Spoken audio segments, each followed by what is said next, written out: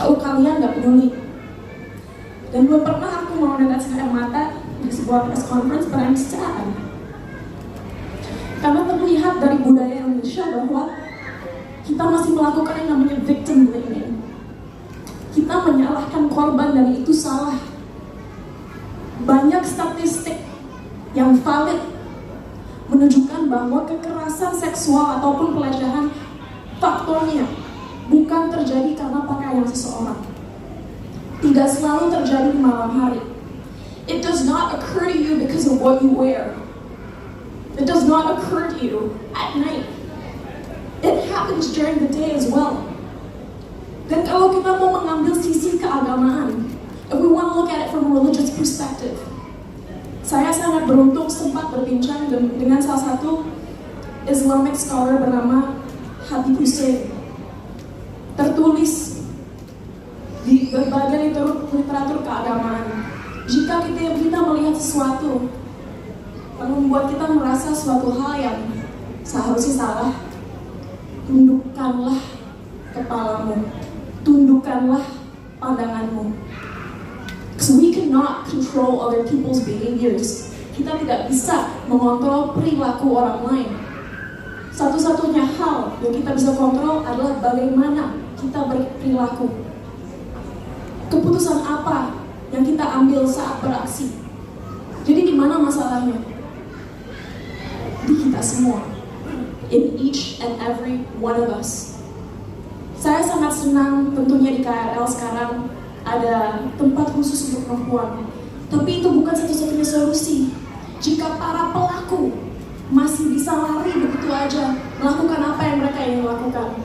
Dan tentunya sangat bersyukur adanya kamera dan lain-lain. Dan saya harap dengan lebih banyak orang melapor, dengan lebih banyak orang sadar adanya tingkat pelecehan yang tinggi, aksi-aksi tersebut tidak akan menjadi normal lagi dalam masyarakat kita. Tapi perubahannya ya tentunya pertama mulai dari edukasi. Bukan hanya untuk anak-anak di sekolah ya, untuk kita semua. Untuk kita semua dalam posisi memiliki posisi kuasa, mau itu direktur di perusahaan, mau itu guru di sekolah, mau itu seorang menteri, semua orang harus benar-benar di training soal isu ini. Kenapa? Karena kalau masyarakat luas ngerti, tapi orang yang berwenang, orang yang mengeksekusi undang-undang yang ada bahkan belum sepenuhnya mengerti, korban akan terus merasa disalahkan, tidak dilindungi, dan seperti tidak ada yang support. We all need to be educated about this, karena pelecehan dan kekerasan bukanlah masalah orang miskin atau orang-orang tidak beredukasi. Sexual harassment and abuse does not only occur with people from less fortunate backgrounds. It does not occur to people who lack education. Itu terjadi pada kita semua. Orang-orang kaya, orang-orang pintar, orang-orang berprivilege. Everybody can be a victim of sexual harassment and abuse. Dan suatu hal yang aku pelajari hari ini saat menginterview seseorang yang sering mengambil transportasi umum. Dia bilang ke aku, saya pernah menyaksikan sebuah aksi pelecehan. Tapi korbannya bukannya disupport atau dibantu oleh orang-orang di sekitarnya, tapi dibilang lebay. Dibilang itu benar-benar nggak terjadi. Malah ada juga yang mengetawakan. Itu victim blaming. That is what you call victim blaming. Don't be that person. Dan kalau dari segi psikologis ada yang namanya bystander effect. Bystander effect adalah situasi di mana kita melihat kalau ada situasi buruk terjadi, situasi bahaya terjadi, kita melihat ke orang sebelah kita agar kita tahu kita harus ngapain. Sayangnya di Indonesia, dan aku bukan mau menyalahkan siapa-siapa, kita masih punya budaya di mana kita nggak mau ikut campur. Dan jelas ada situasi-situasi di mana kita jangan ikut campur masalah orang lain. Tapi kalau sudah jelas yang terjadi adalah pelecehan, sesuatu yang salah, jangan diam aja. Jangan tunggu sampai orang lain yang turun tangan. kalau kita mau ambil contoh dari sejarah, tahun 1960-an ada seorang perempuan di Amerika yang dibunuh dan ditusuk-tusuk berpuluh-puluh kali di sebelah apartemennya. Dia teriak-teriak dan 47 orang mendengar dia teriak. Tapi nggak ada yang bantu karena bystander effect.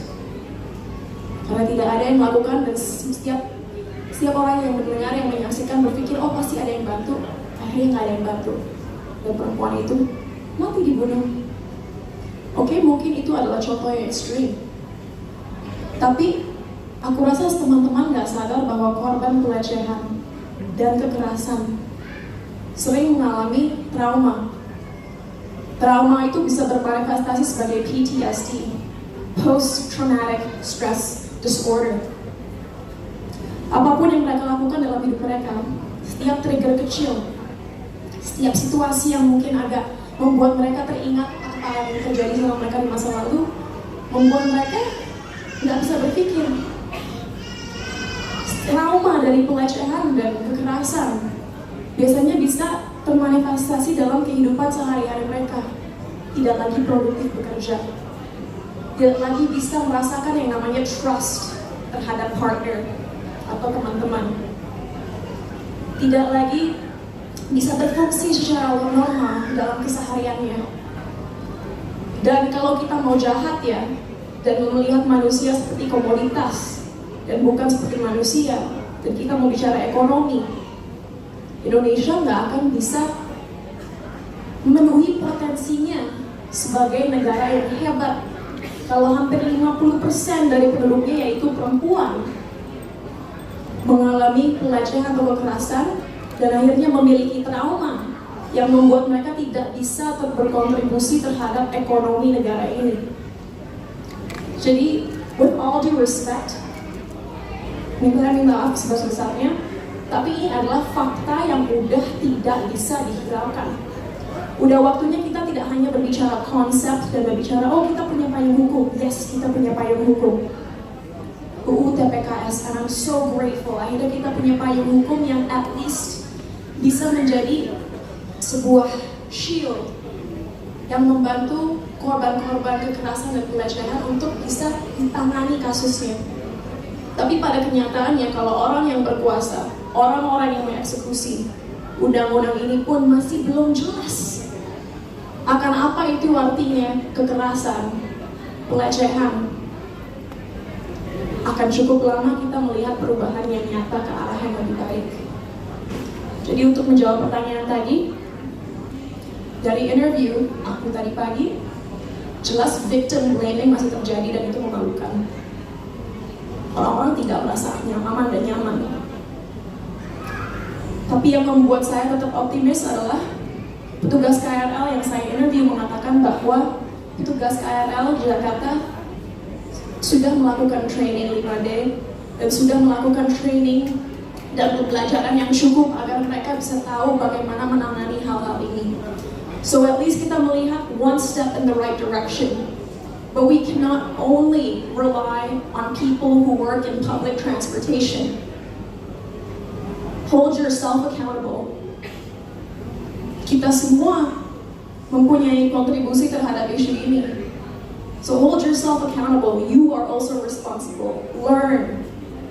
Kalau kalian tidak peduli soal perempuan anak-anak, at least peduli soal masa depan negara ini. Itu aja yang aku minta. Terima kasih. Kita berikan untuk